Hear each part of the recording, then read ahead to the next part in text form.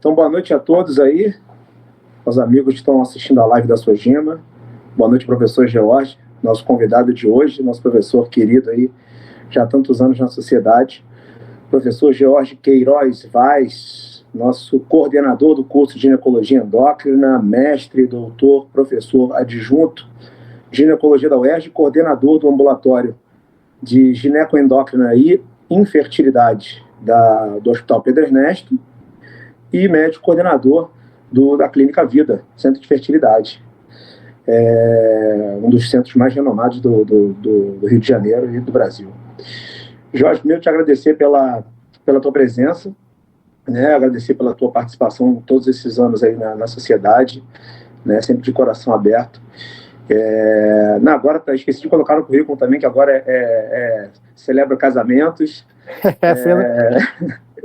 A gente está ao vivo já, porque eu tô aqui no Instagram, tô vendo a gente. Segundo o Alê, tá. Tamo, Alê. Alê é a voz da consciência. Alê? Tamo ao vivo? Por que eu entro no Instagram e não vejo? Sei lá. Eu não sei. Alê? Tô aqui, tá dizendo que tá ao vivo, mas só aparece assim, a live Sojima, tema fertilização, iniciaremos em algum instante.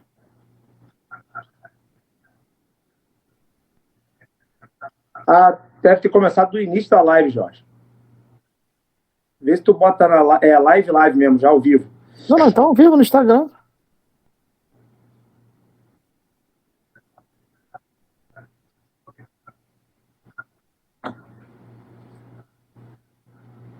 Pô, estranho isso, hein? Tem certeza? Por que eu não tô aqui no meu celular?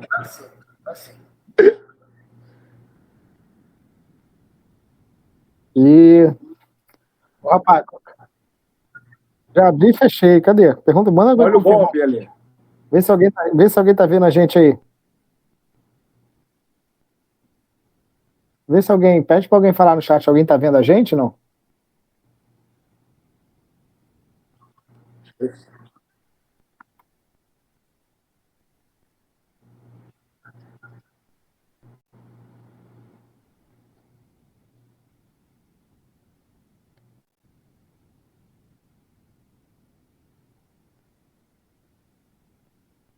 Só que eu não tenho nem como testar, porque tô no celular mesmo, não tenho... Alguém até escreveu sim, na Kelvin aqui Ribeiro, mas... Gente, que negócio, eu tô aqui com o Instagram. E engraçado, as pessoas estão respondendo sim. Então, coisa curiosa, meu Instagram deu algum chabu aqui. Provavelmente no teu mesmo. Tu entrou no sojima.rj? Não, tá aqui na live, tema fertilização, aguardaremos, iniciaremos em instante. Só quando eu entro no... Pode ser que tenha que atualizar o momento. Mas enfim, já que estamos ao vivo, apesar há controvérsias se estamos ao vivo ou se não estamos ao vivo, né? Mas eu queria agradecer pela sua presença, cara, agradecer por todo o carinho com a gente. E, enfim, para abordar um assunto que é, enfim, teu dia a dia, né?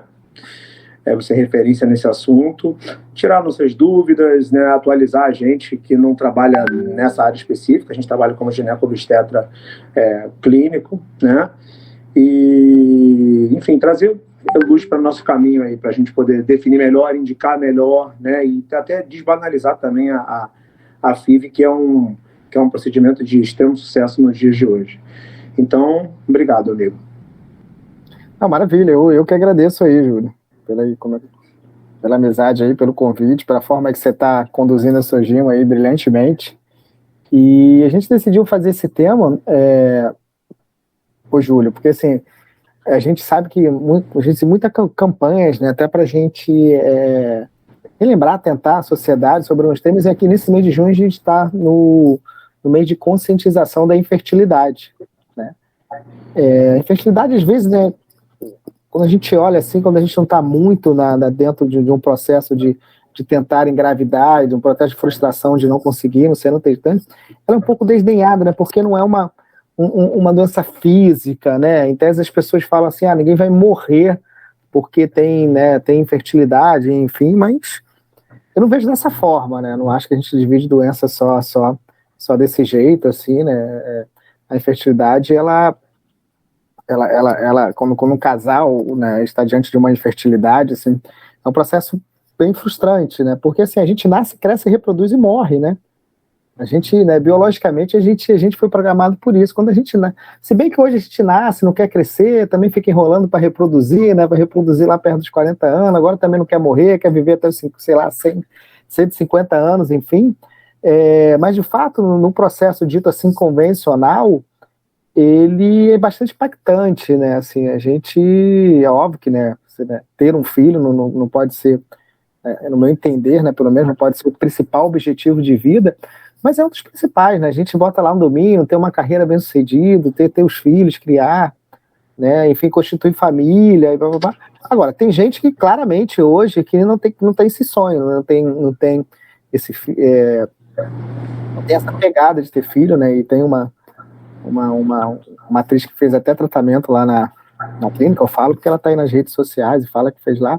Ela me falou uma frase interessante, assim: eu só desejo filho para quem quer ser mãe ou pai de verdade, né? Porque assim, a gente não tem que ter filho, é uma coisa bem difícil criar filhos hoje em dia, até. E paralelamente, Júlio, eu estou falando aqui de infertilidade, mas hoje o conceito de reprodução humana, ele já saiu muito de infertilidade. Ele começou lá em 1979, desculpa, 79 foi quando eu nasci. 78, né, a gente teve o nascimento da Louise Brown, que foi o primeiro bebê que nasceu de fertilização in vitro. Obviamente a gente tinha aí já muitas pesquisas com essa questão de tentar fazer uma fertilização in vitro, enfim, mas, né, tivemos algumas gravidez antes, mas, né, um bebê saudável que vem a cabo de um processo de gravidez nasceu em 25 de julho de 1978. Então hoje ela vai fazer 44 anos, é isso? Ela tem 43, 44 anos. E isso foi um divisor de águas, né, nos tratamentos de infertilidade. Por quê? Até então, o que se resumia em tratar infertilidade? A gente tinha acesso ao gameta masculino por condições biológicas claras, a gente consegue ter acesso a sêmen na maioria das espécies, e só que a gente não conseguia ter acesso nem ao gameta feminino, e a gente não conseguia ter acesso ao embrião. Isso tudo acontece em vivo, dentro, né, de um corpo biológico, tá? E a fertilização in vitro, o nascimento dela, ela fez com que a gente consegue fazer esse processo in vitro. Então a palavra in vitro nada mais quer dizer, na placa in vitro, mas quer dizer em laboratório. É o jeito que a gente usa para o laboratório. Então a fertilização in vitro é quando a gente conseguiu juntar um óvulo e um gameta e formar um embrião dentro de um laboratório. Só que a partir do momento que a gente conseguiu fazer isso, um leque de possibilidades se abriu. A gente hoje falou, pô, eu tenho o sêmen, eu já tinha, eu tenho um óvulo, eu consigo fazer um embrião, e não necessariamente, né, o pessoal começou já a mudar os conceitos, eu preciso colocar no útero da mesma pessoa, da mesma paciência de óvulo. Então a gente começou a fazer ultradistribuição, doação de óvulos, enfim, né, ou seja, né, não existia dentro dessa conta só um gameta masculino, existia uma gravidez de uma terceira ou de uma quarta pessoa envolvida nisso, e aí esse leque foi abrindo. Principalmente em quê? Na questão de casais homoafetivos, né? Por exemplo, por questões biológicas também claras, uma mulher com mulher não conseguiria ter filho, um homem com homem não consegue ter filho. Então, quando a gente tem mulher com mulher, a gente passou a ter 2 úteros e 2 óvulos, a gente só precisava trazer um sêmen, né, e fazer a fertilização, criar embrião, e escolher eventualmente se ia devolver esse embrião para a mesma mulher, se ia devolver para a parceira, ou enfim. E no caso do homem, a gente tem 2 espermatozoides, a gente vai lá, pega um óvulo, né, de um banco de óvulos, forma um embrião e devolve para um útero de uma terceira pessoa, quarta pessoa, no caso, envolvido, né, 2 homens e mais um óvulo, de uma outra mulher para ter a gestação. Então a gente passou a fazer parte das novas constituições familiares. A própria produção independente, né, que antes era uma prerrogativa das mulheres, antes da reprodução assistida, uma mulher podia, se bem quiser, fazer uma produção independente, seja combinada com parceiro ou eventualmente não combinada, não contando por parceiro, enfim, por uma gravidez aí não programada e decide, né, enfim, qualquer que seja, o homem não tinha essa possibilidade. O homem, né, não consegue fazer isso. Hoje ela consegue. Hoje o homem pode fazer uma produção independente. Há pouco falado, mas eu já tive poucos casos, mas eu tenho na clínica que chega e fala, tenho, sei lá, 40 anos, não encontrei ninguém, né? Parece que é uma história muito clichê, né? Sexista assim, feminina, não, mas acontece. E eu quero ter um filho.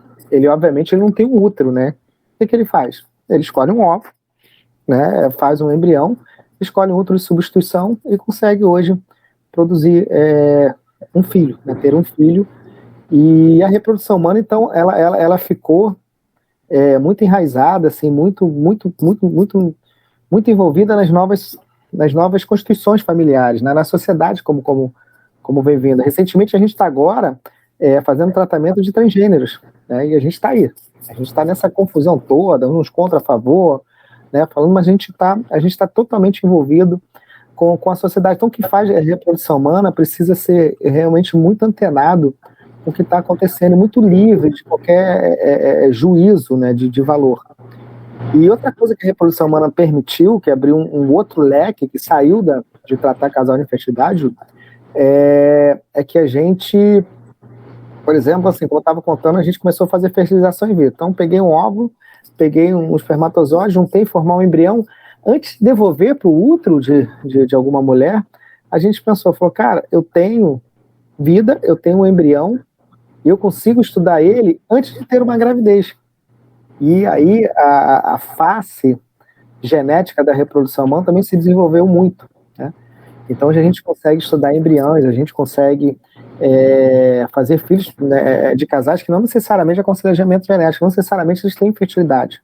Eles têm alguma doença genética, para um aconselhamento genético, a gente vai lá, estuda o embrião, seleciona um embrião que não tem a doença especificamente. Às vezes, na idade avançada, que é comum a gente fazer embriões com alteração genética, a gente vai lá e seleciona, diminui esse risco aí de ter doenças genéticas que estão associadas à idade, enfim.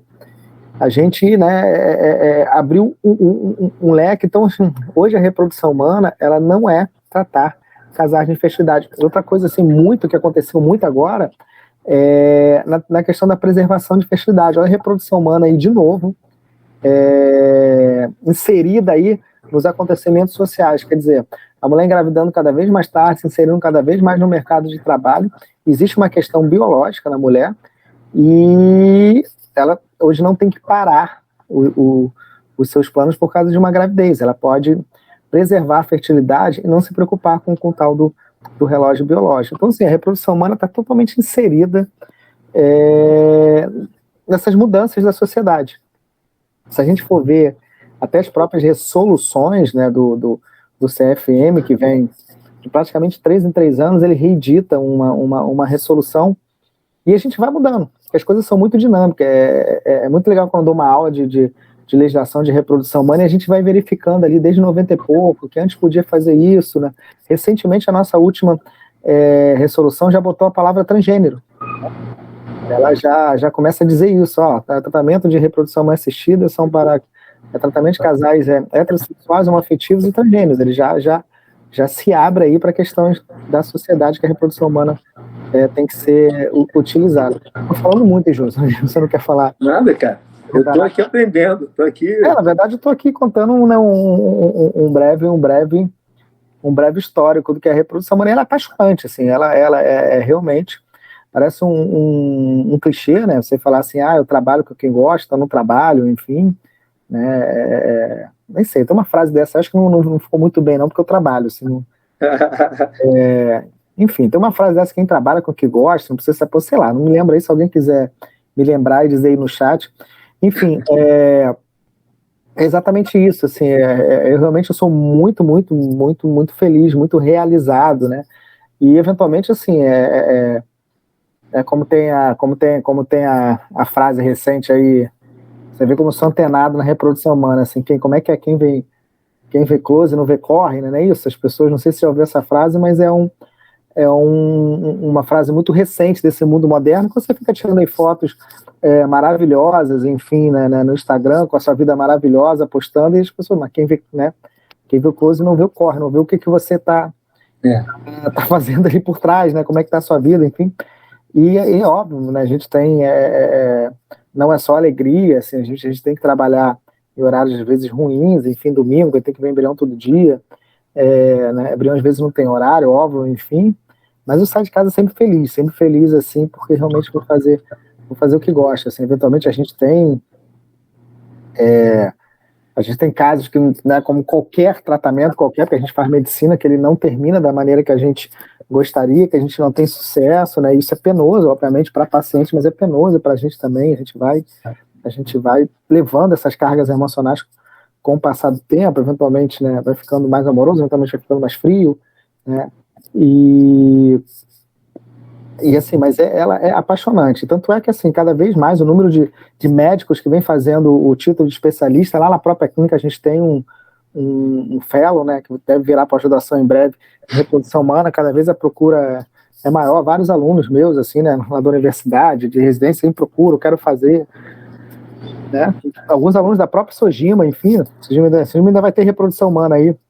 A gente ainda não tem uma pós, mas a gente vai ter uma reprodução humana, assim, que acabam migrando para lá. Eu tenho alguns alunos da Sojima.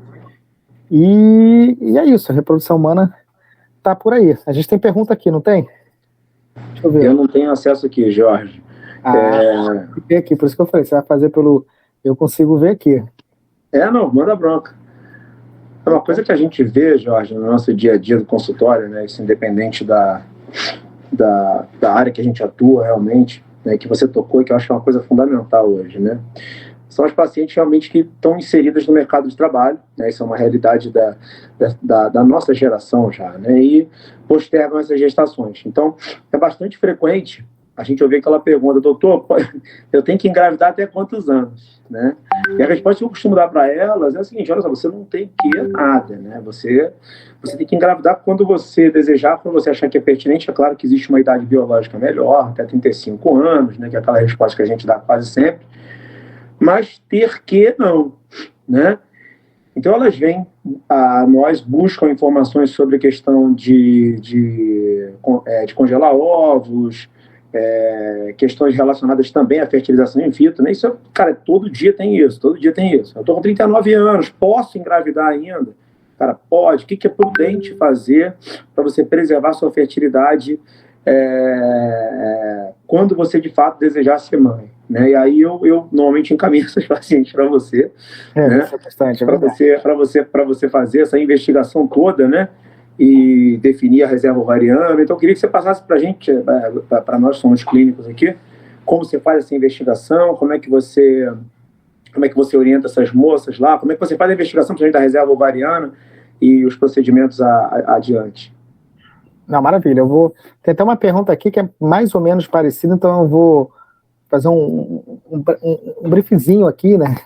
Uhum. Mais ou menos do que acontece com a relação de idade de mulher, até para responder essa pergunta. A gente precisa entender um pouco dessa dinâmica reprodutiva, que é muito batida, tudo, né? Então existe um conceito claro, que existe uma relação inversamente proporcional com o passar da idade e as chances de gravidez, ou seja, quanto mais velha a mulher, menor vai ser a sua chance de gravidez, tá? E como é que é isso, né? Então, a gente precisa entender alguns conceitos.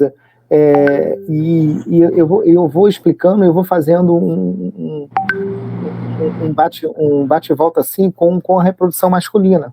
Até para dizer que nós não somos machistas, né? Ninguém fica perturbando, a mulher congela os óvulos, enfim, porque é machista, porque realmente existe questões biológicas que faz com que o impacto do tempo na reprodução humana, ele existe, óbvio, nenhum ser humano está imune ao tempo, mas comparado com a mulher, ele é um pouco, talvez, desprezível. Por isso a gente compara muito nisso. O que acontece? Assim, a mulher tem alguma coisa aberta aí. Você não? Está escutando o som ou não? Não, estou só te ouvindo. Engraçado. E aí, assim, importante saber que a mulher, ela nasce, na verdade ela nasce, quando ela está na barriga da mãe, ela produz o número de óvulos, que são as células reprodutivas, ela produz todos os óvulos que ela vai ter em toda a vida. Então, a primeira informação importante é que esse número é limitado, ou seja, ela produz uma quantidade que é aí de mais ou menos 6, 7 milhões, acreditam, e depois ela não produz mais. Isso quando ela estava na barriga da mãe dela. Essa mulher nasce, quando ela nasce, ela já perdeu praticamente 90% dessa quantidade, está em torno de 1 a 2 milhões. E aí, você vê que você perdeu uma grande quantidade de células germinativas sem, obviamente, nunca poder ter usado ela, porque vamos combinar, né? Um feto não tem como engravidar. E aí ela nasce, e até desde o nascimento, até ela entrar na puberdade, que é onde o corpo entende que ela pode reproduzir, obviamente eu não estou aqui defendendo que uma mulher de 11, 12 anos, né, reproduza, mas é quando começa o sistema reprodutivo a funcionar, então é possível que uma mulher de 11 anos engravida, a gente está até aí com o caso recentemente de um estupro de uma menina de 10, 11 anos, enfim, então é possível, existe uma maturidade, e só que quando ela chega nesse período, ela está mais ou menos em torno de uns 500 mil, vou botar 350, 450, uns 500 mil. E a partir daí, tem alguma coisa aberta de algum microfone, não sei se é seu ou tem algum retorno muito grande no meu ouvido, Júlio. Eu acho que era o seu, Júlio. Era alguma coisa na sua... Agora eu não estou te ouvindo que você fechou seu microfone, eu acho. Mas era alguma coisa que estava vindo de você. Está me ouvindo, Júlio? Acho que alguém mutou você, Júlio. Me ouvem? Me ouvem? Não, te ouve, mas eu acho que era você, era alguma coisa de diferença.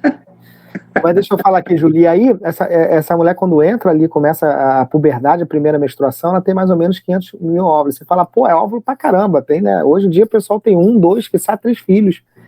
Mas esses óvulos, eles não estão prontos para encontrar um espermatozoide e produzir um embrião. Eles precisam passar por um processo ainda de amadurecimento, digamos assim, de alguns estágios biológicos, né, para eles encontrar o espermatozoide e produzir um embrião, que é o que interessa. E só que o corpo, ele não tem uma relação custo-benefício muito bom. De cada 1000 óvulos, a gente acredita que um óvulo consiga chegar a esse estágio de conseguir encontrar um espermatozoide. Ou seja, uma mulher vai ter na vida dela 500 chances de gravidez, mais ou menos. Então, se eu juntar aí de 12 anos, sei lá, até 51 anos, né, que vai ser mais ou menos a menopausa, quando ela começou a menstruar, a gente vai ter mais ou menos 500 chances, 500 ciclos menstruais, 500 meses, mais ou menos, aí, fazer o cálculo, que são as chances de gravidez. Enquanto no homem, no único ejaculado, quando a gente faz um espermograma, tem uma ejaculação, ele bota naquele potinho ali, às vezes a gente tem 200 milhões, tranquilamente, de espermatozoides, que em tese já adquiriram uma maturidade celular que estariam prontos para encontrar 200 milhões de óvulos. Então você vê, o único ejaculado, o número de espermatozoides é muito superior aos óvulos, tá? E o principal, o Júlio, talvez nesse detalhe que eu tô contando, foi quando eu falei que os óvulos das mulheres foram produzidos quando ela estava na barriga da mãe, ou seja, um óvulo de uma mulher de 30 anos tem 30 anos, até mais, né? Se de repente nasceu uns 5 meses antes, digamos assim, o óvulo de uma mulher de 35 anos tem 35 anos, o óvulo de uma mulher de 40 anos tem 40 anos, né? E por mais que a gente tenha essa conversa, não, eu estou melhor aos 40 do que está aos 20, ok, tem muita gente que está melhor aos 40 do que está aos 20, mas é porque ela está tendo um tipo de vida diferente do que está tendo os 20. Porque se ela tivesse essa vida regrada, com exercício, alimentação, dormindo no bar, né, não bebendo bebida alcoólica aos 20 anos, estaria numa performance muito melhor. Então, assim, é muito legal esse discurso, mas biologicamente ele não é um discurso de toda uma verdade. Né? Então, assim, os óvulos eles sofrem um processo de degeneração celular, né, de radicais livres, de oxidação, ou seja, de envelhecimento. Mas o espermatozoide, assim, o espermatozoide, ele tem aí 3 meses de vida, além de ter milhões, assim, nitidamente, e as células que produzem, né, as células que produzem espermatozoide, elas não param de produzir espermatozoide, né? Assim, então, é um número limitado de produção, onde você tem uma produção de células que são renovadas, né, então elas não são antigas. Então o homem, ele para de reproduzir porque provavelmente perde a função sexual. A mulher para de reproduzir porque deixa de ter, ela não perde a função sexual. Se quiser uma mulher de 90 anos, 80 anos, 70 anos, se quiser, vai ter relação. Um homem de 70, de 80 anos, talvez, se quiser não possa ter, porque você começa a ter outros problemas. Desculpa, Júlio. E aí, se eu tivesse aqui na tela e mostrasse um óvulo espermatozoide, por que essa diferença é tão grande? Você ia ver um óvulo extremamente grande, com um núcleozinho contínuo, e um espermatozoide praticamente núcleo rabo. Ou seja, quando a gente junta um espermatozoide com um óvulo, o espermatozoide ele praticamente entrega insumo reprodutivo. É óbvio que eu estou sendo um pouquinho lúdico, né, Júlia? Assim, mas assim, praticamente o espermatozoide chega assim, toma aqui a minha parte, a gente precisa de metade de material genético do pai, metade de material genético da mãe, O espermatozoide, geralmente chega o insumo e fala, seu óvulo, está aqui a minha parte genética, você, por favor, monte um embrião. E é praticamente isso. A gente vê um óvulo, né, com o curso citoplasma extremamente grande, ou seja, todo o processo reprodutivo que tem que acontecer, ele vai acontecer dentro desse citoplasma do óvulo. Então, assim, com o passar do tempo, o óvulo vai perdendo essa capacidade de envelhecimento de montar um embrião perfeito. Um embrião que a gente costuma até chamar de aneuploide. Embrião aneuploide quer dizer um embrião normal. Provavelmente eu e você, Júlio, nós fomos, quer dizer, eu com certeza, porque eu já me estudei, nós fomos embriões normais, nós fomos embriões euploides, né? E quando o óvulo não produz embrião euploide, né, esses embriões não são fadados a ter gravidez.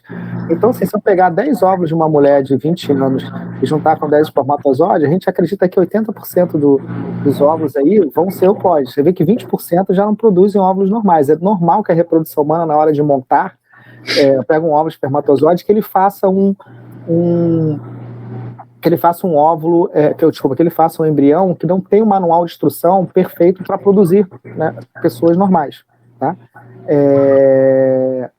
Quando eu tenho 30 anos, eu consigo pegar 10 óvulos de uma mulher e fazer isso, né? Só que essa experiência já dá uns 65 anos, uns 65% mais ou menos.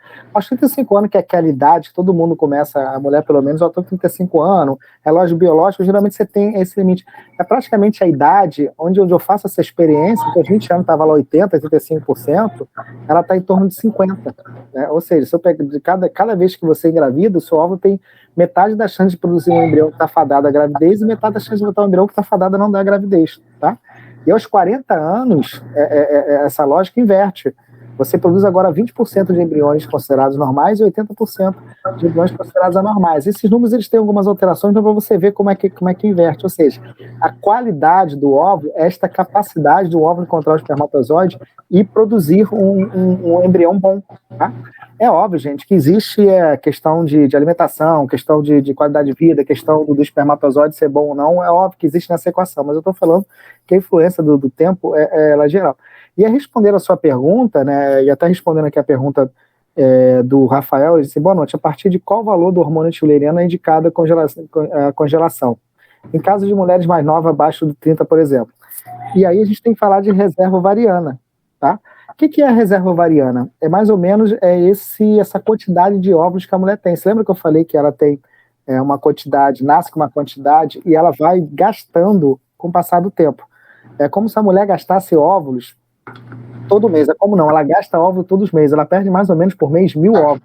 A dúvida é se naquele mês, naquele ciclo menstrual, ela conseguiu uma gravidez ou não. Se ela não conseguiu a gravidez, está jogando praticamente óvulos fora. Não interessa se ela se alimenta bem, se ela come glúten, se ela não come carboidrato, se ela dorme bem, se ela está usando anticoncepcional, se ela está tendo relação, se ela nunca teve relação, se ela é homossexual, então não importa a dinâmica que você bota, essa regra está acontecendo. Então ela está gastando esse dinheiro que é óvulo todo mês, e esse óvulo só serve para uma coisa, comprar, digamos assim, né, numa moeda reprodutiva, comprar uma gravidez. Se ela não comprou uma gravidez, esse dinheiro é jogado fora, ela não tem como acumular, a não ser que ela faça um congelamento de óvulo. E a gente solicita esses marcadores de reserva ovariana para saber mais ou menos, porque é óbvio, eu botei ali uma conta para vocês, mas as pessoas têm variâncias, né, tem variações de pessoa a pessoa, para a gente saber mais ou menos se essa quantidade de óvulos está muita, está ideal ou está pouca. Porque assim, você tem mulheres que vão terminar a vida reprodutiva aos 50, aos 45, aos 40, aos 35. E eventualmente, quando você solicita esses exames, e hoje o exame de reserva ovariana mais solicitado é o antimileriano. A gente tem outras formas de fazer a avaliação da reserva ovariana, mas em termos de exame, o hormônio antimileriano, sem dúvida, é o mais solicitado e é o melhor para ser feito. Tá? E ele, praticamente, ele é produzido pelas células, aquelas células que rodeiam o óvulo, né, que estão dentro do folículo. E então, assim, quanto mais óvulos com folículos com óvulos eu tenho, mais hormônio mileriano eu produzo. Tá? Então é uma conta mais ou menos assim. Se eu tenho muito hormônio antimileriano, eu tenho bastante óvulos. Se eu tenho pouco hormônio antimileriano, eu tenho pouco óvulo. E, obviamente, você tem que fazer uma equiparação com a idade, porque é normal que você tenha, que você venha gastando com o passar do tempo. Então, você também não tem que exigir que uma mulher de 40 anos tenha um antimileriano no mesmo valor do que uma mulher de 20 anos. Então, você ajusta um pouquinho essa curva, e aí respondendo a resposta do Rafael, assim, considerado normal, dependendo da metodologia, assim, a partir de 1.2 e 1.5, tá? Eu considero 1.2. Acima de 1.2, você entende que o anti-mülleriano está normal. Então, mais ou menos, entre 1.2 a 3, 1 a 3, mais ou menos, para ficar mais fácil de decorar. O problema é o seguinte, uma mulher de 20 anos que tem um hormônio mülleriano 1, ela está muito no limite inferior, não é normal. Essa mulher deveria ter muitos ovos, ela deveria estar mais perto de 2 e pouco, lá mais perto de 3. Agora, uma mulher de 43 anos que tem um hormônio 1.2, 1.3, essa reserva ovariana, ela está legal. Mas reserva ovariana, a gente diz de quantidade de ovos que a gente tem, que é uma coisa muito importante, que eu preciso ter ovos. Mas ele não me diz qualidade, né? A qualidade de ovos, que é isso que eu estou te falando, essa capacidade que esse óvulo tem de encontrar o espermatozoide e produzir um embrião. E aí, quem é que me diz a qualidade? Como é que eu faço? Como é que é a melhor maneira de perguntar a qualidade? É perguntar a data de nascimento da mulher, porque a idade, ela é soberana. A gente brinca que o óvulo não faz botox. Você não consegue enganar esses ovos, tá?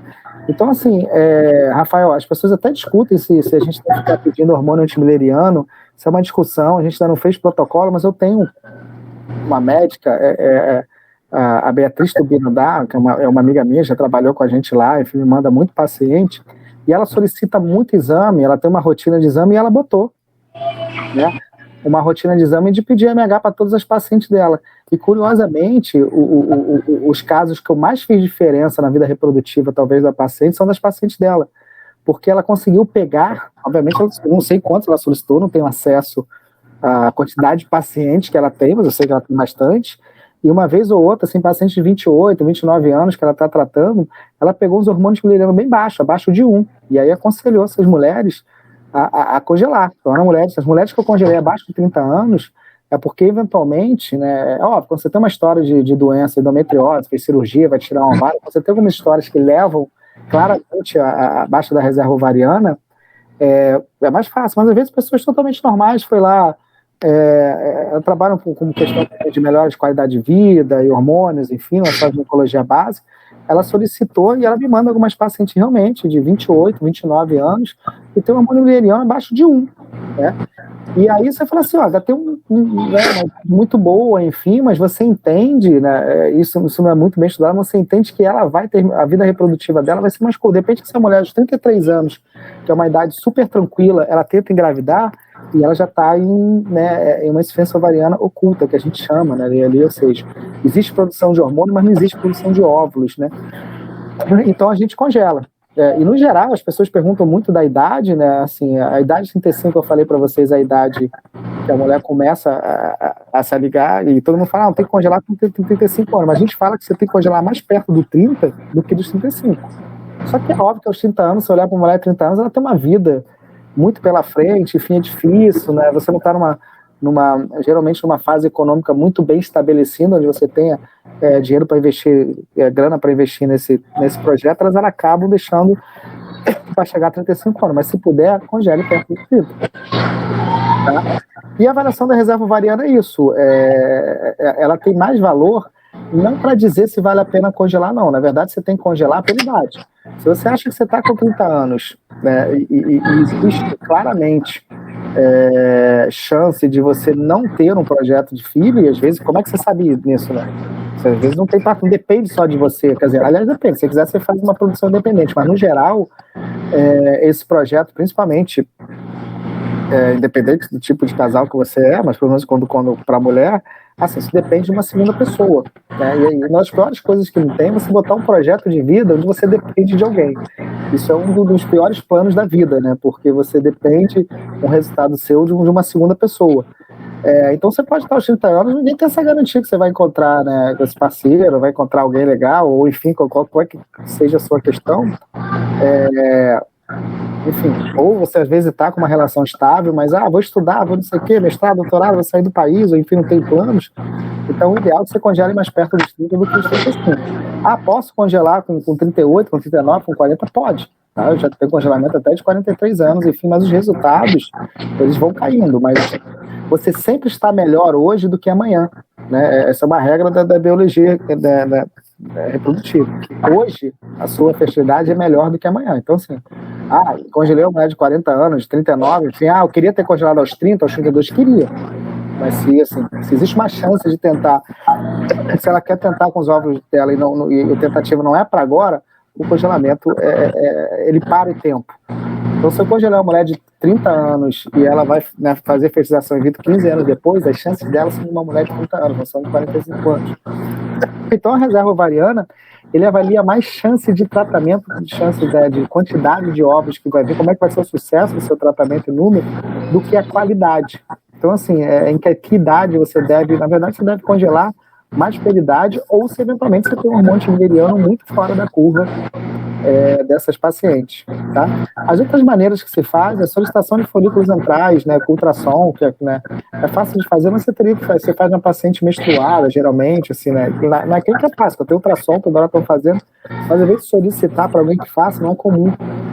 Os ultrassonografias fazerem com a paciente menstruada, né? E a gente tem também a solicitação de FSH no terceiro dia, né? No segundo ou quinto dia, logo assim, a gente solicita exames hormonais, também é simples de fazer, mas, assim, ele é um pouquinho menos fidedigno, talvez, da sua reserva ovariana do que o hormônio antimulleriano, né? E o ruim do hormônio antimulleriano é que ele não está nesse rol da ANS aí, que foi discutido há pouco tempo, enfim, né? Então, os planos não cobrem ele, né? É coisa ruim. Os outros exames a gente pode ter cobertura. Então, eu enrolei, não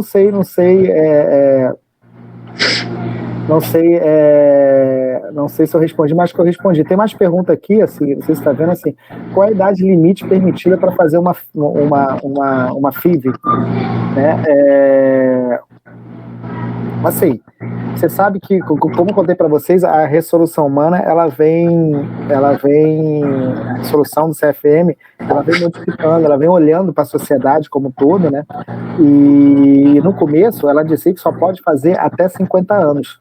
Isso causou um grande problema. Eu me lembro que uma vez eu atendi uma juíza, e ela tinha 51 anos e queria fazer uma reprodução humana, enfim, já estava na menopausa, enfim, eu estava climatérica, e enfim, um parceiro queria fazer, eu falei assim, a gente não pode fazer, mesmo sendo com ovos doados, enfim, seria com os ovos, a gente não pode fazer porque a resolução só deixa até 50 anos. E, cara, eu me lembro assim, que foi, sei lá, 20 minutos ali numa conversa inicial, 20, meia hora, e sim, foi mais uma hora ela me dando aí uma lição, acho que é artigo 5º, se tiver algum advogado aí, gente, me desculpa, assim, o artigo 5º do sei lá o quê, das liberdades, enfim, papapá, que você não podia, que todo mundo é igual perante, enfim, eu me lembro que isso vai cair, porque é liminar, enfim, cara, eu achei que ela ia me bater, de tão revoltada que ela ficou, é uma grande verdade, assim, às vezes a gente, né, tem que estar atento, e logo depois isso caiu, então, assim, é uma sugestão que seja até feita, para mais que os médicos tenham cuidado, porque, assim, claramente a gente tem quando a gente bota uma idade, não é porque a gente acha que uma pessoa de 50 anos, 60 anos, 70 anos, a gente não está fazendo juízo de valor, não possa ser mãe, o que vai ser dessa criança, enfim, não é tanto assim. É mais por uma questão de risco de gravidez. Quando a gente tem aí 50 anos, essas coisas, aumenta a nossa chance de risco obstétrico. Assim, a gente tem mais hipertensão, mais diabetes, mais sobrepeso, outras doenças. A gente vai, como eu falei, né? A gente vai envelhecendo, vai degenerando, vão aparecendo as coisas. E mais risco de gestação pré-eclâmpsia, hipertensão, diabetes gestacional, parto prematuro, enfim, você vai aumentando o seu risco. Então, é para que os médicos parem e façam uma avaliação mais clínica nessa paciente, assim. Mas hoje existe uma sugestão para que você, né, não precisa pedir autorização, mas que você faça um parecer favorável dessa paciente, principalmente clinicamente, ou, por exemplo, mostre um obstetra para me dar uma olhada, enfim. Mas a responsabilidade é sempre nossa. Eu peço para um obstetra de alto risco olhar se ela tem pressão alta, se não tem, ou enfim, né, conversar com ela sobre o que é uma gestação em torno dos 50 anos, com as condições dela, e ela voltar. É um grande impedimento, não existe uma idade, existe aí uma sugestão de idade, tá? Você fala alguma coisa aí, ô Júlio? Você já passou? Não, eu tô chocado porque a pessoa que fez essa pergunta foi minha esposa, né? Acho que ela se arrependeu de fazer a ligadura tubarão. Eu acho. Da atualidade? Sabia? Essa Faves Dias aí é minha esposa, então. Acho que mas ela esposa não tem, provavelmente não tem mais de 50 anos, acredito eu. Qual é o teu top, cara? O teu top de assim, a paciente que você fez a FIV com mais idade? Com mais idade? Na clínica, eu não sei. A minha foi 52 anos, mas deve ter gente... Porque tem casos de ultrassubstituição, enfim, é uma boa pergunta. Eu vou ver, ter gente, mas na clínica um pouco mais velha, mas geralmente é batendo 50 e poucos, aí 54, 55. E vocês têm acesso ao resultado perinatal, por exemplo? Né? Não, a gente é obrigado, eu tenho um controle, a gente está aí com na clínica mais de 2.000 vidas, e a gente tem, existe pessoas na clínica que são responsáveis por isso, tem essa obrigação de ligar, saber o que tem, durante o pré-natal, quando nasce, aconteceu alguma coisa, enfim, às vezes a gente até situações ruins, né, que a gente liga, né, não tem todo acesso, tô ligando que hoje você tá com 20 semanas, enfim, eu já perdi com 16, extremamente chateada, enfim, que a gente, né, às vezes, liga no momento inoportuno, no momento que a gente, como a gente quer o resultado, a gente fica ali, depois que nasce, pergunta se teve algum problema, depois com 1 ano, 2 anos, você tem uma regulamentação que você precisa acompanhar esses nascidos, então eu tenho o registro deles, nascimento, peso, enfim, é muito publicado isso, né, porque é isso, a gente começou a mexer com a espécie humana, com o jeito reprodutivo, mas tem sim. Né? E sobre essa questão da manipulação já do embrião, né, Jorge? Uma coisa que você comentou aí, né? Que às vezes tem 4, 5 embriões ali e, de repente, uma família que tem uma doença, sei lá, autossômica dominante, autossômica recessiva, e que eu já vi uma colega geneticista comentar com a gente que era possível, assim, você fazer uma seleção daquele embrião que não porta aquela mutação genética, né? Eu tenho com mais clareza até a história da doença renal policística autossômica dominante, enfim, esses genes também essas mutações que aumentam o risco de câncer de mama, ovário, etc. E se existe algum tipo de restrição ética relacionada a isso? Como é que está no teu dia a dia, né? Você até comentou na tua introdução do assunto. Fiquei interessado para saber como é que tem sido essa dinâmica atualmente, assim, se existe alguma restrição do ponto de vista ético com relação a isso. Não, então, a gente discute muito ética nisso, né? E querendo ou não, a gente está selecionando a espécie. Né? A gente discute muito isso, a questão de selecionar a espécie. Só que a medicina, né, é uma característica dela. A gente, né, tá indo contra Darwin o tempo todo, né? A gente está selecionando a espécie e está indo contra Darwin. Né? A Darwin seria uma seleção da espécie natural, a gente está ali, trata doença, aumenta a expectativa de vida, enfim, coisa e tal, dá suporte, então, o tempo todo. E óbvio, quando a gente fala em seleção de espécie, exagerando também, para a gente entender o que é discussão ética, uma vez alguém há pouco tempo, alguém teve essa brilhante ideia de selecionar a espécie. Né? Quando seleciona a espécie, você diz que alguma coisa é melhor que outra. Né? E ele disse que uma raça é superior a outra, e né, teve a brilhante ideia, obviamente estou sendo sarcástico, óbvio, deixar aqui claro, de selecionar uma espécie e resolveu fazer o holocausto. Né?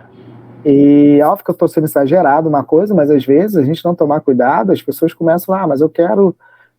isso acontece muito em doações de gametas, a gente, né, às vezes não tem muito o que fazer, mas hoje o mundo melhorou muito, assim, mas eu via, por exemplo, essa questão de seleção, eu via pessoas com descendentes, principalmente, né, afrodescendentes, que aí tem o cor, ou característica do cabelo, enfim, quando eu ia pegar ovos, enfim, não, mas eu quero um cabelo liso, né, enfim, mas a gente falava, não é o seu fenótipo, não, mas eu quero, porque, né, você não sabe o que é mulher, enfim, coisa e tal, e a lei diz que a gente precisa parear esse fenótipo.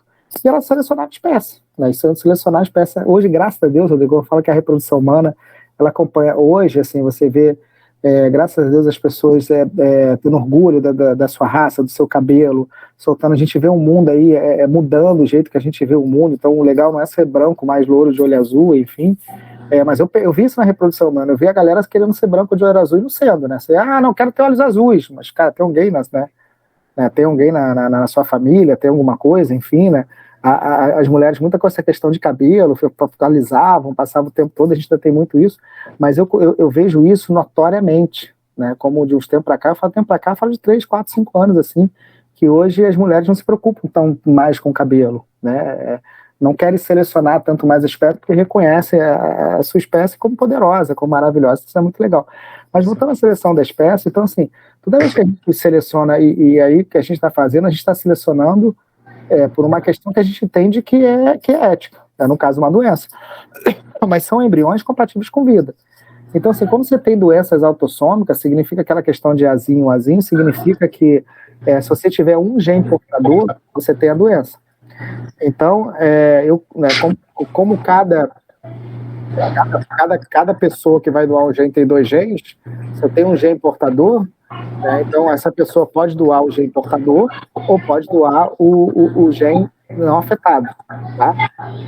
É óbvio que a gente vai estudar o embrião que não doou o gene afetado. Então, assim, primeira coisa, eu preciso que essa doença seja monogênica. Se ela for uma doença monogênica, eu consigo, sim, com uma certa tranquilidade, fazer essa seleção, tá?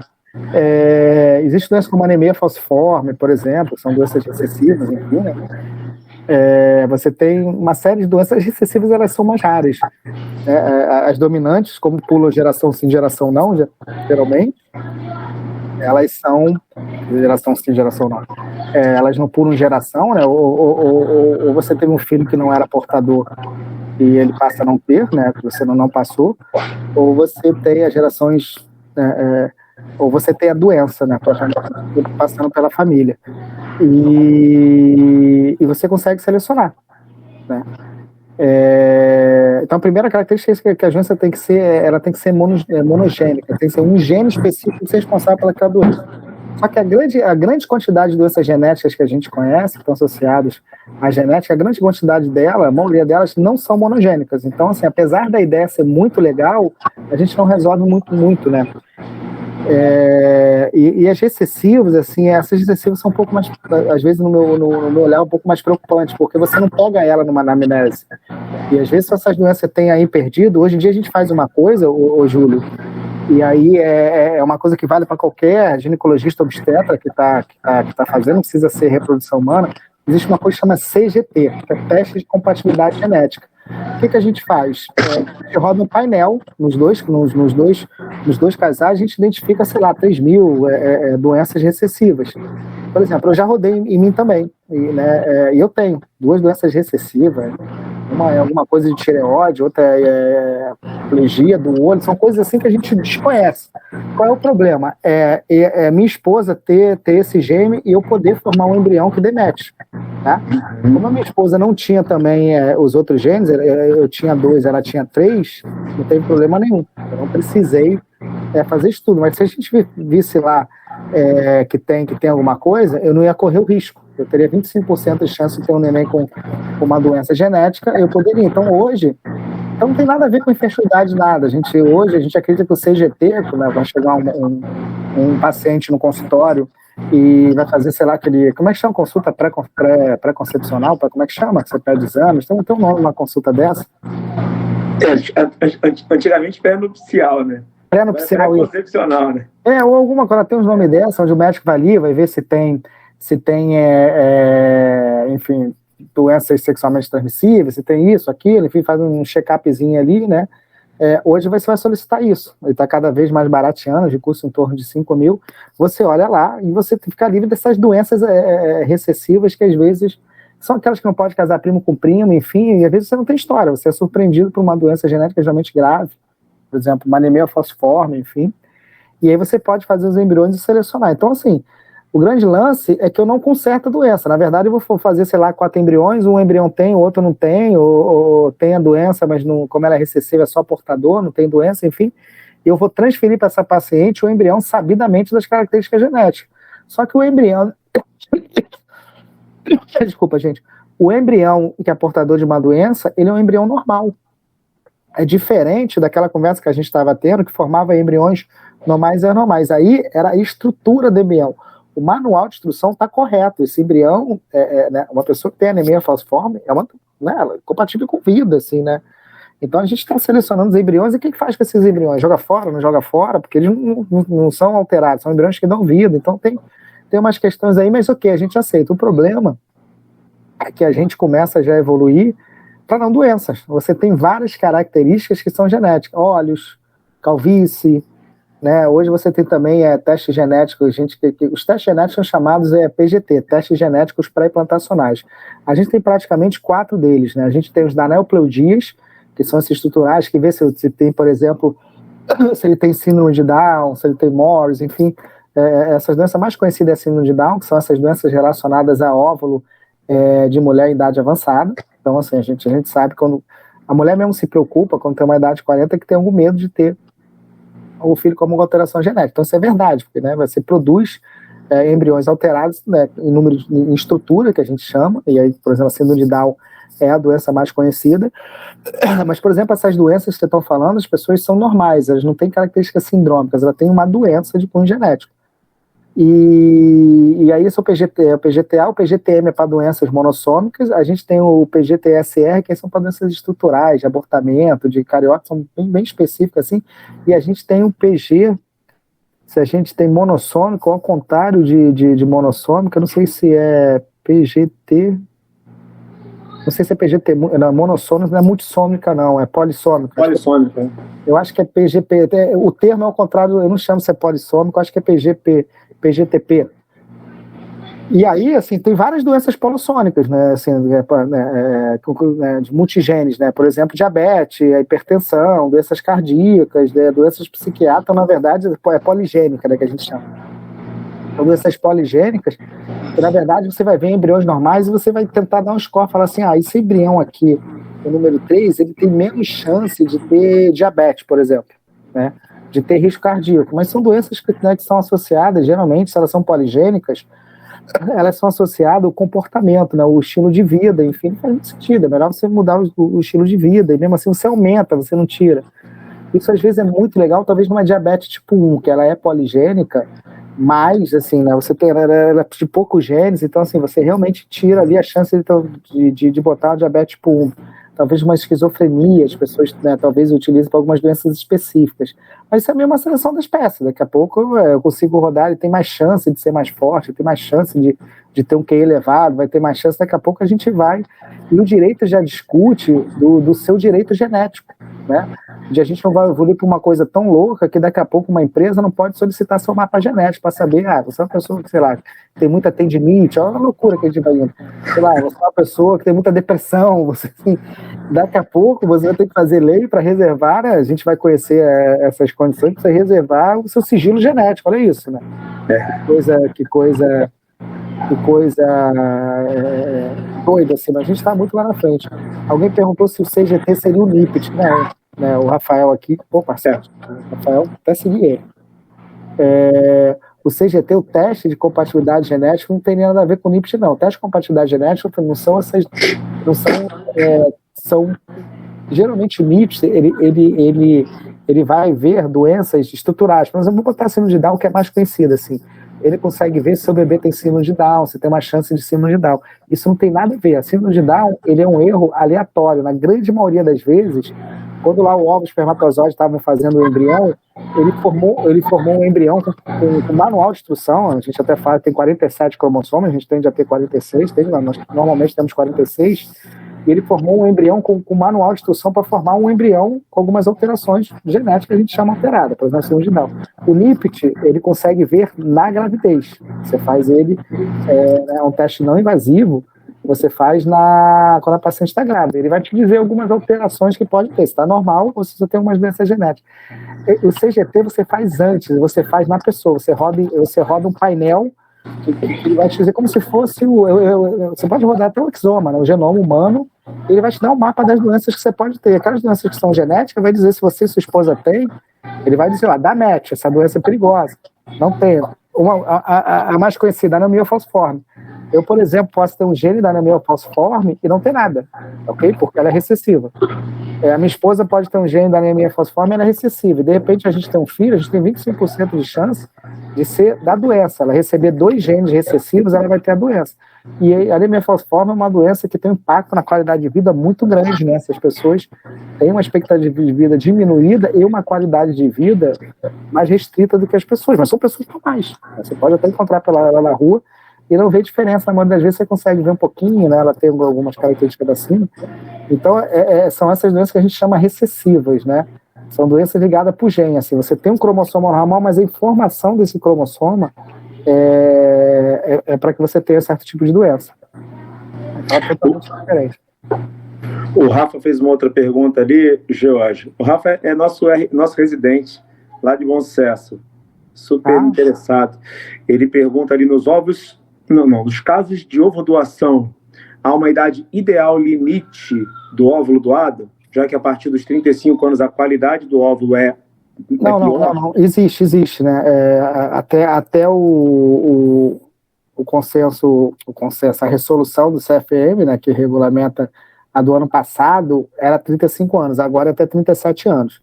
Então, você só pode ser doadora, no caso da mulher, com uma idade até 37 anos, né, porque provavelmente você estaria fazendo um tratamento onde você tem um impacto muito grande no resultado, se discute as questões éticas, isso e limita, né? Eu nem acho que ele devia limitar, mas essa é uma questão mais médica, enfim, mas ele limita assim. Hoje, a gente acaba até tentando cada vez mais, o ideal é que a mulher seja cada vez mais nova, né? Só que a gente tem, como é que a gente não pode ter relação comercial, eu não posso comprar óvulos da paciente, oferecer alguma vantagem financeira para ela, né, no sentido de, se você doar seus óvulos, fazer um tratamento, você vai receber o subsídio, a vantagem, ou dinheiro, como a gente queira falar, sei lá, de 10 mil, 20 mil, 30 mil, sei lá, qualquer coisa, você não pode.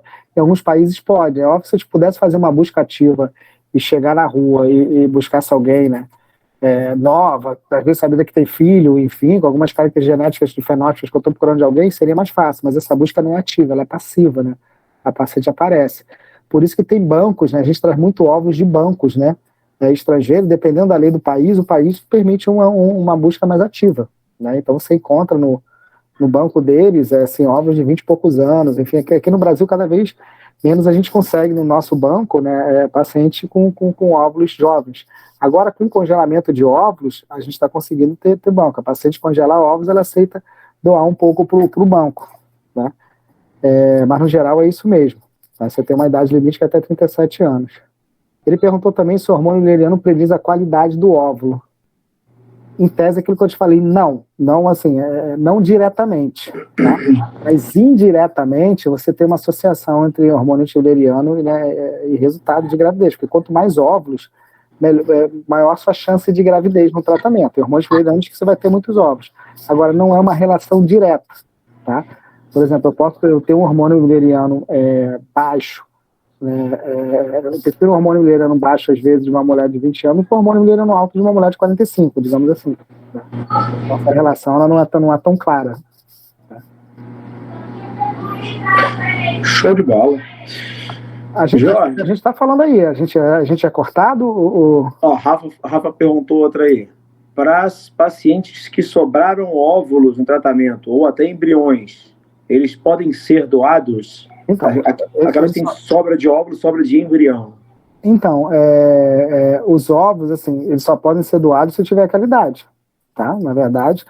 E aí, o que eu faço? Vamos dizer que a mulher produziu, sei lá, 40 óvulos e ela fala assim, cara, eu não quero fertilizar, eu não quero ter 20 embriões, 30 embriões, sei lá quanto quero. A gente, às vezes, acontece isso, a gente usa um limite X. Ou a gente congela os óvulos, a gente congela os óvulos dela, sei lá, utiliza 10, congela 30, vou botar 40 aqui. E aí ela, beleza, engravidou, não vai ter mais filho, ficou os óvulos lá. Se ela tem mais de 37 anos, eu não posso doar. A gente tem que jogar fora esses óvulos, não tem jeito, tá? No caso do embrião, essa regra, ela é um pouco, digamos assim, ela é um pouco de dupla interpretação. Porque, assim, jogar embrião fora, ele é uma coisa, né, que tem alguns entraves éticos. Você tem regulamentações, a regulamentação mudou, agora o novo consenso, sempre tem consenso, a nova resolução do CFM, ela deixou até, diz que você tem que fazer um pedido judicial, enfim, ela deu uma travada, uma dificultada para que a gente não jogue embriões fora, tá? Aí estamos discutindo o direito do embrião, direito à vida, a gente a reprodução humana, como eu falei, a gente vai se metendo nas confusões no direito, todo mundo, a gente está envolvido. E aí se discute se pode ou não doar embrião, se a mulher tinha mais de 35 anos, deixou o embrião, mas tem uma gravidez comprovada, né? Porque aí no caso do embrião você não já foi formado, você não vai submeter uma mulher a fazer um tratamento para tirar ovos, né? Ela já fez, enfim, tem uma discussão. Então o embrião em si, ele pode ser doado com idades mais avançadas, você tem que conversar com a paciente, né? Os óvulos não, né? Os óvulos não tem jeito, sobrou tem que jogar fora. E para as produções independentes, Jorge, uma pergunta, até curiosidade minha mesmo, porque eu não tenho prática nessa área. uma paciente chega na sua clínica, por exemplo, quer fazer uma produção independente.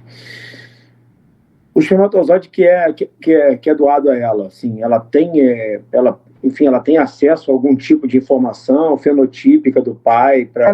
Não, fenotípica é claro, né? Ela vai poder escolher, né? E aí você não tem que parear nada, né? Porque você tem um direito, né? Como é que uma vez discutir, a gente precisa parear o fenótipo, não, porque você tem um direito, né, digamos assim, de transar com quem você quiser. Claro. Né? Seja o alto, baixo, gordo, magro, negro, branco, asiático, assim, você tem direito de que você quiser. Então não existe. No caso da produção independente, você fala, eu gostaria, né, o meu modelo ideal é esse, e beleza. Né, a gente só pareia quando essa é um casal. Eu tenho eu e minha esposa é de um jeito, a lei diz que eu tenho que fazer pareamento fenótipo. Então tem que ter a mesma característica. Se ela for branca, se for negra, se for asiática, se for, sei lá, aquelas outras características, enfim. Quando o cara vai lá doar o espermatozoide, na realidade, você tem algumas informações. Dependendo do banco, é porque as leis, elas dependendo da lei que você está do país, essa informação, esse direito de informação, ela é diferente. Uhum. No geral, você tem algumas informações lá, padrão dependendo do banco, tipo altura, idade, alguns exames são feitos, enfim, alguns bancos estrangeiros, né, eles fazem até o CGT. Você tem, por exemplo, o CGT da amostra, seja óvulo ou espermatozoide. Né, que você fala, eu quero rodar, né, porque vem de algum lugar que pode ter doenças que eu desconheço. Isso não faz até muito sentido, mas ele já está até rodado. Né, dependendo do banco, ele tem um CGT. Aí você vai lá, leva paciente e fala, quero um óvulo que não tenha isso, não tenha aquilo. Mas, assim, é exatamente isso. Ela dá as características. Quero, sei lá, negro, 1,70 m, mais ou menos, idade, mais ou menos alguma característica. A gente vai no banco de sêmen e vê naquelas características, mais ou menos planilhada, assim, ele vai me mandar. Tem o sêmen tal, ele tem essa tipagem sanguínea, ele tem essa característica, a descendência tem essa característica dos pais, enfim, você tem algumas informações e você escolhe. Agora, assim, é muito normal, Júlio, assim, quando a gente... No caso da doação, não, mas no caso da produção independente, não, mas no caso da doação, por exemplo, você chega lá, né, obviamente que é uma coisa que na grande maioria das vezes a gente não considera normal. Chega um casal, sei lá, eu vou com a minha esposa e eu descubro que eu não tenho mais espermatozoide, aconteceu alguma coisa que eu não tenho espermatozoide, né? Não tem jeito, enfim, de semi-doação, eu vou no banco. Aí você começa, não, mas o nariz, o olho é puxadinho, porque o meu olho é um pouco puxadinho, eu tenho a bochechinha mais aqui. Você começa a querer achar uma pessoa muito igual a você, característica fenótica, né? E aí, quando você chega num grau que a pessoa está procurando quase, né, você, eu falo assim, se você está muito preocupado com essa questão, é melhor você dar uma reavaliada, porque assim, eu tenho filho, e até se eu pegar a minha filha, né, que eu realmente acredito, né, muito que ela seja minha filha, né, eu consigo achar característica que não é minha, que não é da minha esposa, alguém, né, se a gente brinca com o filho não sei o que fulano, enfim, se você quiser olhar, você acha característica. Se você estiver pirado, isso não vai te fazer bem. É verdade. Paralelamente, mas quando é no caso dos óvulos, tem uma coisa chamada epigenética, né? A gente fica muito preocupado com essa questão de parecer dos filhos, enfim. Depois a gente vê que é uma mera bobagem. Ô, Júlio, quando aí você tem, por exemplo, né, você estava me contando que você tem uma filha, não é isso? Tá aí, isso, um rapaz e uma moça. Eu vou falar uma coisa que vocês já sabem, mas antes de eu falava para as pessoas, eu meio que repetia, era um conhecimento que não era prático, era teórico. Que, né, eu me lembro que minha filha hoje, Malu, tem 4 anos, quando ela nasceu, assim, né, eu ficava meio preocupado, me sentia uma pessoa muito ruim, porque eu falava assim, cara, você tem que amar. Eu meio que assim, óbvio, eu tinha aquele sentimento, uma criança não tem como amar, mas eu não tinha aquele amor, né, aquele amor avassalador que a minha esposa claramente tinha. A minha esposa amava aquela criança, era um amor assim, eu, assim, é minha filha, né, assim, pequenininha, enfim, eu, né, até conversei com alguns amigos que eu me sentia mal, eu não tinha aquela coisa que ocupa o seu coração, que eu sinto saudade da minha filha, né, uma saudade chega a doer, né, quando eu sei que eu vou chegar em casa mais tarde, ela vai estar dormindo, é uma coisa absurda. E assim, esse amor assim, avassalador, ele foi acontecendo em mim com a convivência, né? Obviamente, eu tinha aquela característica, eu sou o pai dela, já tinha aquela programação, tem que amar, tem que proteger, tem aquela coisa assim, e ela foi uma coisa avassaladora. E hoje, o Júlio, se alguém me liga, a gente estava aqui brincando, eu descubro, por cargas d'água, essas coisas que a vida faz com a gente, eu descubro que minha filha não é minha filha, a minha única preocupação na vida seria consultar um advogado para saber se o pai biológico tem direito sobre a minha filha. Seria uma preocupação que não ia mudar nada, até meu casamento. Dependendo do que aconteceu, né, a gente está fazendo aqui uma coisa muito, né, muito novelesca aqui, mas poderia não ir, mas, cara, isso eu te garanto, assim, minha única preocupação é hoje, eu falei, vou marcar um advogado, eu quero saber quais são os direitos, se existe um pai biológico, se ele sabe, se ele tem direito sobre a minha filha, só isso, minha preocupação seria só ela. Se é minha, não é minha, não tem mais diferença na minha vida, daquela brincadeira que cria, enfim, isso é sanatório. E no caso da mulher, eu te contar assim, cara, mas a minha esposa, ela nasceu amando ela não teve essa experiência de amar com a convivência, ela já nasceu. E quando a gente vê isso, a mulher, ela participa diferente, ela dá o material genético dela do óvulo, a gente dá o dela, mas ela gesta, e esse gestar, além de já ter um vínculo ali bem constituído, ocitocina, uma série de coisas, né? Você tem a passagem de epigenética, que são materiais, né? São passagens de informações genéticas que você passa, assim, que não necessariamente é aquela que vem do seu DNA, enfim. Inclusive, uma das coisas né, que a gente fala, o conceito de epigenética ele é amplo, né? Então, por exemplo, a capacidade que a cria tem de parecer com a pessoa que ela identifica como o pai e a mãe dela. Né? Nós somos seres biológicos, a gente nasce, cresce e produz nós, a gente precisa nascer, a gente precisa crescer. Né? E logicamente a gente olha, né, e um bebê olha e fala assim, cara, essa aqui é a pessoa que vai cuidar de mim, eu vou me parecer com ela. E a gente é programado para ver pontos, enfim, né, de características assim, que a gente não sabe, existe uma programação que a gente reconhece gesto, coisas, então assim, é impressionante como a gente vê filhos, principalmente de óvulos doados, com essa característica epigenética, como você tem aquela questão muito parecida com a mãe, enfim, é óbvio, se você botar uma pessoa asiática, dois casais totalmente europeus, o fenótipo não vai ajudar muito, né, genótipo? Mas a capacidade de se parecer e de ser, ela é muito grande. Mas se você quiser ficar ali enchendo o saco, que não é, enfim, acho que você não deve fazer. Mas é uma coisa muito interessante, como os filhos se parecem, assim, né? É uma coisa que a epigenética começou a estudar isso. Fala assim, é muito engraçado isso. A gente tem uma aqui, ó. Deixa eu ver. Vamos ver. Minha sobrinha fez essa inseminação para... isso é a pergunta da Sidneia. Minha sobrinha fez essa inseminação para a parceira dela. No entanto, o menino nasceu autista. Tem alguma coisa a ver com a fertilização?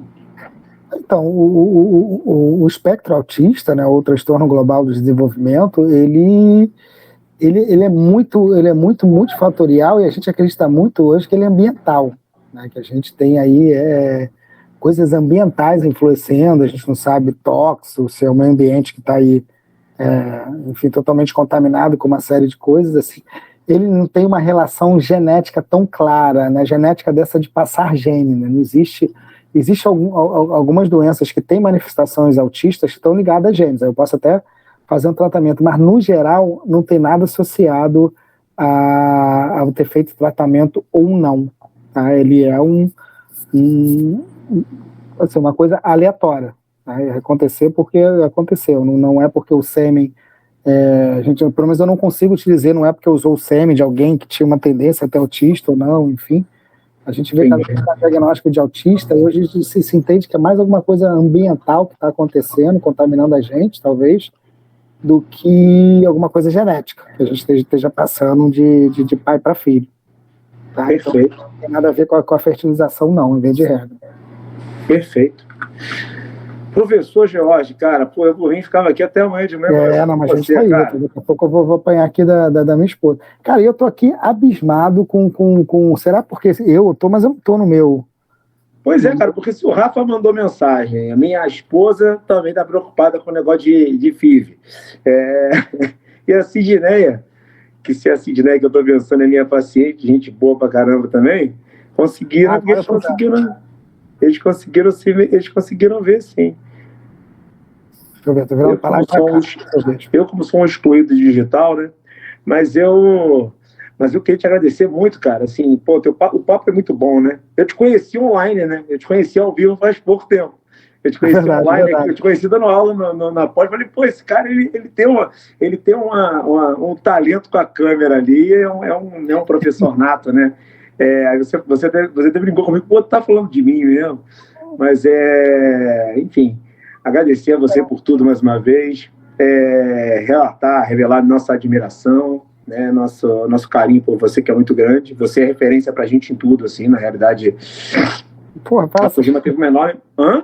Eu acho que às vezes você fala essas coisas, não tem essa leitura, acho até que você tá debochando às vezes. Para de fazer não, isso. Não é não. O pessoal acha que eu tô zoando, pô. No dia que eu perdi meu movimento da minha mão no desfiladeiro, o meu residente também achou que eu tava brincando. Que eu já tenho essa forma de fanfarrão mesmo. Mas agradecer muito mesmo, cara, porque você realmente foi a tua presença na sociedade fez uma grande mudança, uma grande virada na nossa percepção do nosso papel, e foi muito, muito, muito importante, tá? Eu só tenho a te agradecer aí pelo carinho, pelo apoio. A gente passou agora por algumas turbulências que ainda não acabaram, mas que estão fazendo a gente ficar mais unido, mais próximo, e eu tenho certeza que vai ser tudo muito melhor, tá? Obrigado mesmo, cara. Não, maravilha, eu que agradeço aí pela oportunidade, pela conversa. O Rafael aí, torna de bom sucesso, né? O Cássio, ele leva... Isso. O presidente que roda lá, não sei de vez em quando. O Rafa tá no plantão do Cássio, cara. Tá no plantão do Cássio. Eu não sei se tá levando uns catiripapo do Cássio. De vez em quando pinta lá, mas acho que vai sexta-feira, um dia que eu tô na UERJ, enfim. Mas só na R3. Só na R3 que eles aparecem lá. Mas o Rafa é muito bom. Muito bom. Vocês vão se dar bem. Ele gosta dessa parte também, entendeu? Parabéns pelo interesse aí, Rafael. Então vamos nos despedindo aí, senão nossas esposas vão matar a gente, né? Todo Isso. Mundo. Vamos torcer pro Flamengo, tava falando com a Lê. É verdade, não, agora a gente vai. Eu preciso ver meu jogo com o Flamengo, 9h30. Você é flamenguista também, Jorge? Eu sou flamenguista. Até hoje, todas as lives que tiveram no jogo do Flamengo, o Flamengo ganhou. Vamos ter que manter essa tradição. Não, inclusive a próxima que tiver, eu tenho, mas fica lá em cima na cobertura, eu fiz não vou poder, né? Mas eu participei de um dos tratamentos, né? De alguém efetivamente, e ele me deu né, que estava envolvido ali no time de 2019, e em 2019 eu tenho uma camisa assinada por todos eles. Pô, o que é isso, cara? Eu fui inclusive para Doha, para Dubai, não. Dubai. Não, Dubai. Foi Dubai, não, foi Catar. Foi a final, né? O Mundial Interclubes. O nome da capital. Mas foi para Lima, pô? Para Lima não foi. Não, acabei que eu não fui para Lima. Eu não ia. Eu pensei assim, cara, se eu for para Lima, se ganhar, eu vou ter que ir para... É Doha, não? Qual é? Acho que é Doha mesmo. No Catar, acho que é Doha. Eu nem lembro mais. Eu sei que foi no Catar. E aí eu acabei indo com meu pai, enfim, né? A gente foi uma galera, enfim, sou flamenguista mesmo. Enfim, mas eu tenho minha camisa, vou fazer... Vamos ver, pô. Se a gente ganhar de novo hoje, vou fazer a live vai ter que ter live em todos os jogos. Geralmente, quando eu tenho um sócio lá, o Paulo Gara, que é um vascaíno doente, né? Quando eu faço live com ele, eu faço a live com a camisa do Flamengo atrás, ele fica revoltado. Mas a próxima eu vou fazer aí. Mas vamos embora aí. Obrigado por todo mundo aí. Neurita aí também, maravilhoso. A Neurita aí na área. Legal. A gente vai falando aí, vou marcar uma aí que eu quero falar de síndrome de ovário policístico, que é uma coisa que as pessoas querem muito. Vou marcar uma outra aí. Show de bola, cara. Olha, obrigado pelo carinho, irmão. Tamo junto e espero que a gente esteja ainda mais junto nesse período que já tá. Vocês me convenceram, né? Estou aqui já. Esse final de semana já vou trabalhar aí mais. A gente se fala aí, meus amigos. Tchau. Obrigado. Valeu, irmão. Fica com Deus aí. Saudações rubro-negras. Valeu, maravilha. Fica com Deus. Um beijo a todos aí. Obrigado, gente. Obrigado pela participação. Tchau, gente. Rafael, parabéns. Valeu, Gê. Um abração, cara. Obrigado a todos aí pela participação. Valeu.